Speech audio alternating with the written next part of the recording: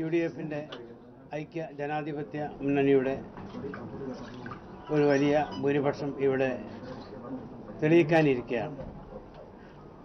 മർഹൂം അഹമ്മദ് സാഹിബിൻ്റെ പാരമ്പര്യത്തെ മുറുകെ പിടിച്ചുകൊണ്ട് തന്നെ ദേശീയ തലത്തിൽ കുഞ്ഞാലിക്കുട്ടി തിളങ്ങും എന്നാണ് ഞങ്ങൾക്ക് പറയാനിരിക്കുന്നത്. അതേപോലെ തന്നെ ഒരു വലിയ മുഖച്ഛായ മാറ്റുവാൻ അദ്ദേഹത്തിന് സാധിക്കണം. ജനാധിപത്യ മതേതരത്വം ഇവിടെ നിലനിർത്തണം. അതേപോലെ കേന്ദ്ര ഭരണത്തിനും LDF ഭരണത്തിനും എതിരായുള്ള ഒരു വിജയത്താണ് ഇവിടെ നടന്നത്. ഇവിടെ വോട്ട് ചെയ്ത എല്ലാ വോട്ടർമാർക്കും ഞങ്ങളുടെ നന്ദി രേഖപ്പെടുത്തുകയാണ്. UDF ശക്തമായി ഒറ്റക്കെട്ടായി മുന്നോട്ട് വരും എന്ന കാര്യം തീർച്ചയാണ്.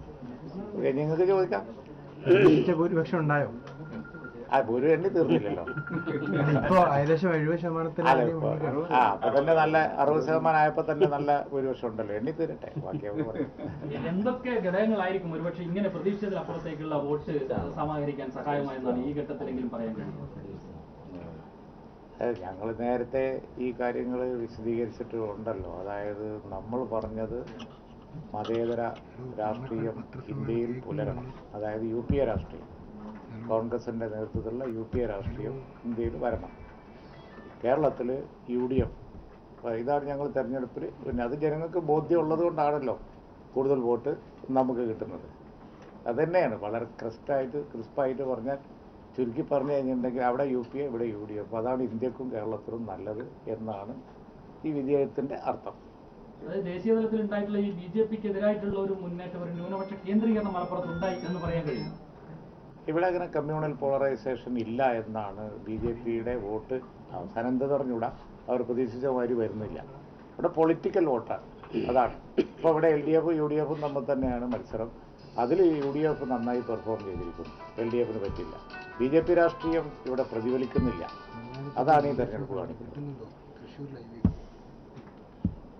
ആയല്ലോ, ഇനി മതി. നമുക്കിത് വോട്ട് എണ്ണി കഴിയാതെ നമ്മൾ ഇവിടെ വിജയിച്ചു എന്ന് വിചാരിച്ച് ഒരു തരത്തിലുള്ള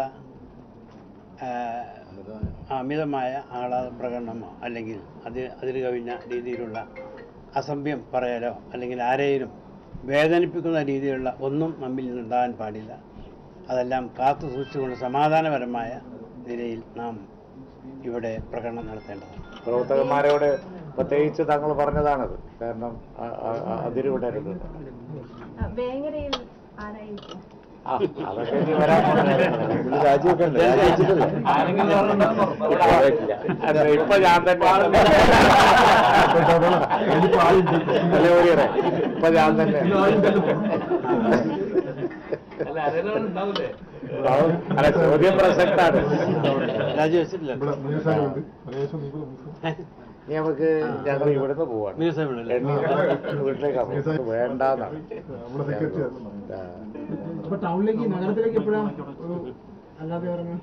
ഇപ്പൊ പ്ലാൻ ചെയ്തിട്ട് നിങ്ങൾ അറിയിക്കാം. ഇപ്പൊ വീട്ടിലേക്ക് തന്നെ തിരിച്ചു കഴിയട്ടെ അല്ലേ? കഴിഞ്ഞിട്ട് പോരെ? പറയണ്ടോ? എല്ലാവർക്കും നന്ദി.